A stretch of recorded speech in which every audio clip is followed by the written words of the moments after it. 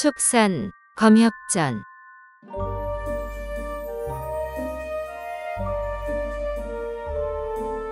48화 괴수 목발과 주과.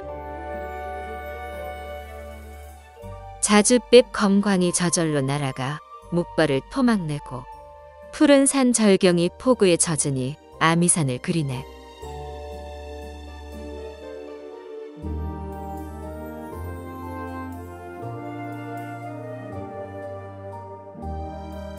그 자리에서 열매를 실컷 먹은 이영경은 돌아가는 길에 먹을 요량으로 남은 것을 보따리에 넣었다.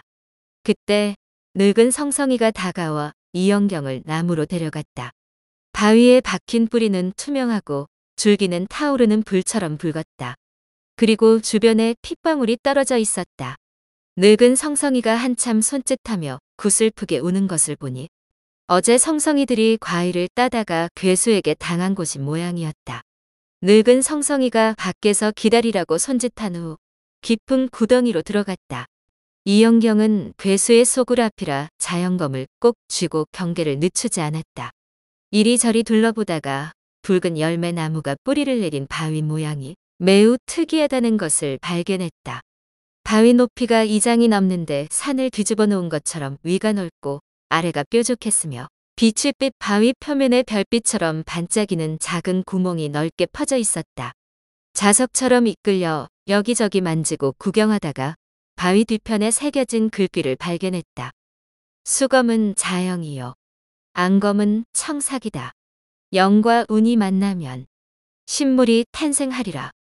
가로 세로 이척 공간에 전서체 글자가 새겨 있고 그 아래 긴 눈썹 모양이 새겨져 있을 뿐 다른 표식이나 낙과는 없었다. 내가 가진 자연검이 수검이란 말이지? 그럼 앙검인 청삭검이 여기 어딘가 있다는 거야? 영은 내 이름일 텐데 운은 누굴까? 어쨌든 이곳에 또 다른 신검이 있다면 무조건 손에 넣어야겠다는 생각이 들었다. 바위 주변을 자세히 살피는데 늙은 성성이가 가쁜 숨을 몰아쉬는 젊은 성성이를 얻고 나왔다.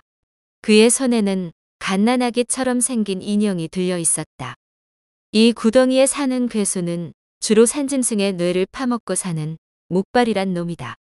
어마어마하게 힘이 세고 강철 같은 발톱은 바위를 뚫을 만큼 날카롭고 단단했다. 구덩이 입구의 나무는 도가 전설에 등장하는 주과 나무이다. 이 나무는 30년에 한 번 꽃을 피우고 열매를 맺는데 주과를 먹으면 원기가 왕성해지고 수명이 늘어난다고 한다. 망창산 일대에 사는 성성이는 원숭이의 혼종으로 성원이라고도 불리는데 사람 말을 곧잘 알아들었다. 성성이들은 말곰이 산요괴에 시달리듯 오랫동안 목발에게 고통받았다. 그러던 중 산요괴를 처치한 이영경이 찾아오자 목발이 잠든 틈에 주과를 따다 바쳤던 것이다. 맛있는 주과로 이영경을 꿰어 복수를 부탁할 셈이었다. 본래 잠이 많은 목발은 오후 낮잠 시간에 한번 골아떨어지면 거의 깨지 않기 때문에 일이 수월했다. 그러나 이영경이 더 먹고 싶다고 하여 두 번째 따러 갔을 때는 큰 용기, 아니 목숨을 걸어야 했다. 역시나 목발이 깨는 바람에 몇 개 따지도 못하고 정신없이 도망쳤다. 안타깝게도 이 과정에서 성성이 5마리가 놈의 강철 발톱을 피하지 못했다. 놈은 늘 하던 대로 성성이의 뇌만 파먹고 구덩이 밖에 사체를 던져버렸다. 그중 한 마리는 정신을 잃고 산채로 잡혀갔다. 목발은 보통 배가 부르면 잠에 취하기 때문에 구덩이로 들어가면서 내일 먹을 요량으로 남은 한 마리를 끌고 갔던 것이다. 다음 날 이영경이 찾아갔을 때 목발은 강적이 기다리는 줄 상상도 못하고 그저 성성이들이 또 주과를 따라왔다고 생각해 바로 뛰쳐나갔다. 그래도 오랜 세월 신통력을 쌓은 덕분에 자줏빛 검광을 보는 순간 심상치 않은 조짐을 느끼고 서둘러 도망쳤다. 그 후 늙은 성성이가 감사하는 마음으로 이영경이 좋아하는 주과를 몽땅 따서 갖다 바치고 동료의 사체를 수습했다. 그런데 한 마리가 보이지 않았다. 목발은 뇌수만 파먹고 바로 사체를 버리는데 어떻게 된 것일까? 잠시 후 구덩이 입구에서 익숙한 냄새를 감지한 늙은 성성이가 위험을 무릅쓰고 안으로 들어가 다 죽어가는 동료를 구해온 것이다. 이때 구덩이 안에서 갓난아기 시체라고 생각해 같이 데리고 나온 것이 있는데 알고 보니 영험한 하수오였다. 목발이 사람 모습으로 변한 하수오를 산짐승으로 착각해 잡아온 모양이었다. 아마 막상 먹어보니 맛이 없어 그냥 내던졌을 것이다. 산짐승의 뇌수만 먹는 놈이니 천년 영물의 신묘함을 어찌 알겠는가? 그렇게 방치된 하수오 두 뿌리를 늙은 성성이가 이영경에게 갖다 바친 것이다. 성성이는 물이 지어 살며 동족을 보살피기에 인간도 그러하리라 여겨 인간의 아기처럼 생긴 하수오를 이영경에게 전한 것이다. 이영경도 처음에는 갓난아기 시체인 줄 알았으나 받아서 살펴보니 키가 1척도 안 되고 이목구비가 예쁘장하기는 해도 왠지 사람은 아닌 듯했다. 게다가 목발에게 물린 상처에서 피가 아니라 배곡처럼 하얗고 걸쭉한 즙이 흐르고 싱그러운 향기가 풍겼다. 아버지가 그러셨지. 깊은 산에서 아주 작은 말이나 사람이 뛰어다니면 천년 묵은 영지나 하수오가 변한 것이라고 먹으면 신선이 될 수 있다고. 어쩌면 이것도 그런 영물이 아닐까? 그렇다면 정말 큰 행운이잖아. 하지만 괴수 소굴에서 발견한 것인데 혹시 독이라도 묻었으면 어쩌지? 옳지. 성성이한테 먼저 먹어보라고 하자. 그래서 늙은 성성이에게 하나를 건네며 먹으라고 손짓했다. 늙은 성성이는 사람인 줄 알고 차마 먹지 못하다가 검을 든 이영경이 계속 무섭게 노려보자 어쩔 수 없이 한 입 베어 물었다.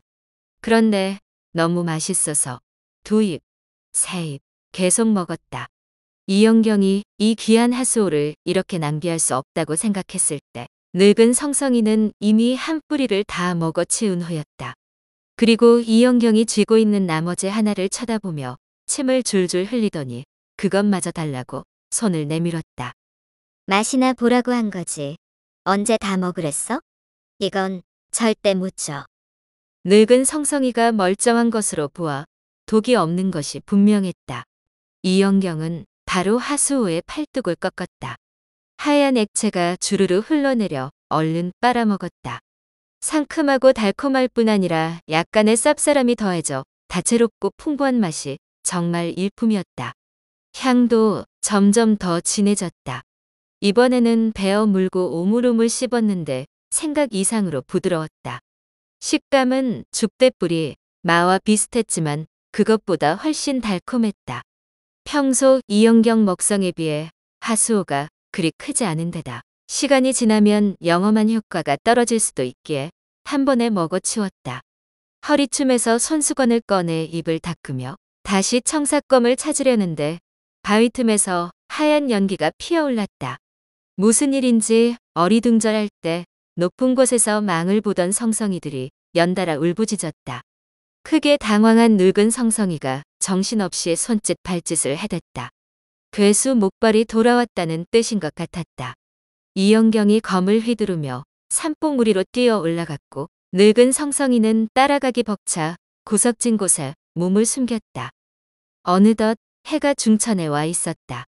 이영경은 사방을 살피던 중 북서쪽 울창한 숲 한가운데서 푸드덕 날아오른 물총새 10여 마리가 제 쪽으로 날아오는 것을 발견했다. 맑고 화창한 날이라 근사한 붉은 깃털이 또렷이 보였다. 새떼가 이영경 머리 위를 지나쳐 남쪽 숲 나무 사이로 숨어들었고 한동안 적막이 감돌았다. 잠시 후 늙은 성성이가 올라와 망을 보던 다른 성성이와 귀갯말을 속삭이더니 이영경을 돌아보며 새떼가 날아올랐던 북서쪽 숲을 가리켰다. 하지만 이영경은 성성이의 뜻을 알 수 없었고 조금 전 바위 문구에서 말한 청사껌을 찾아야겠다는 생각이 들어 다시 계곡으로 내려가려 하였다. 막 뛰어내리려는데 조금 전 바위 틈에서 피어오르기 시작한 하얀 연기가 짙은 안개처럼 자욱해져 바위는 물론 계곡 전체를 뿌옇게 뒤덮어 아무것도 보이지 않았다. 이영경은 아미산에서 여러 달 지내는 동안 산안개를 자주 봤던 터라 이렇게 짙은 안개는 금방 거치지 않는다는 사실을 잘 알았다. 절벽 아래 뾰족하고 날카로운 돌이 지천인데다 청사껌이 있는지 없는지조차 알 수 없으니 쓸데없이 위험을 무릅쓰지 않고 그냥 포기했다. 그 뒤로 한참 더 기다렸으나 목발은 나타나지 않았다. 기다림이 길어지니 점점 좀이 쑤셨다.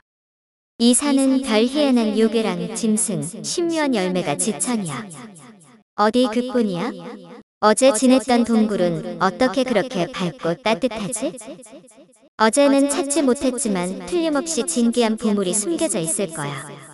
이렇게 할 일 없이 기다리느니 돌아가서 보물이나 찾아봐야겠다.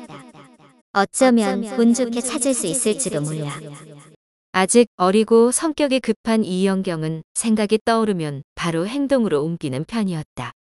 그래서 바로 성성이 무리를 이끌고 동굴로 향했다. 하수오를 먹은 지 반 시즌쯤 지나 기력이 왕성해지고 몸이 아주 가뿐해 날쌔게 달렸다. 조금 전 새떼가 날아오른 지점에서 대략 10장 떨어진 곳을 지날 때 갑자기 앞서가던 성성이들이 요란하게 울부짖었다. 얼른 달려가 보니 어제 죽은 성성이처럼 뇌가 사라진 말곰 사체 2구가 있었다. 조금 전 도망치던 목발과 마주친 모양이었다.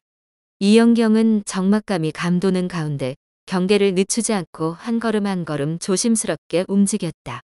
앞뒤로 바짝 붙어 이영경을 에워싼 성성이 무리는 납작 엎드려 네 발로 기거나 두 발로 서서 날렵하게 통통 뛰었다.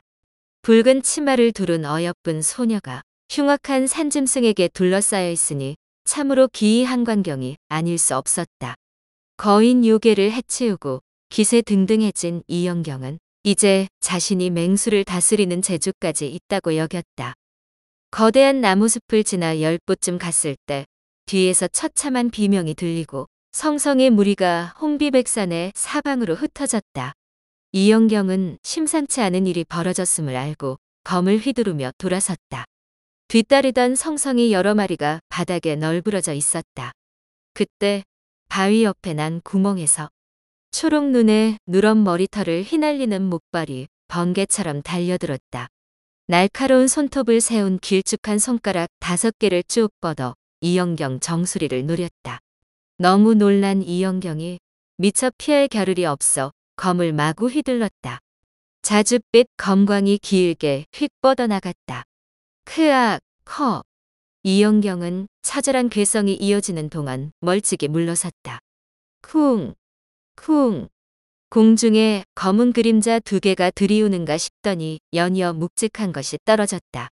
머리부터 발끝까지 절반으로 잘린 목발의 주검이었다. 죽기 직전까지 얼마나 발악했는지 사체가 7장 멀리 날아가 떨어졌다.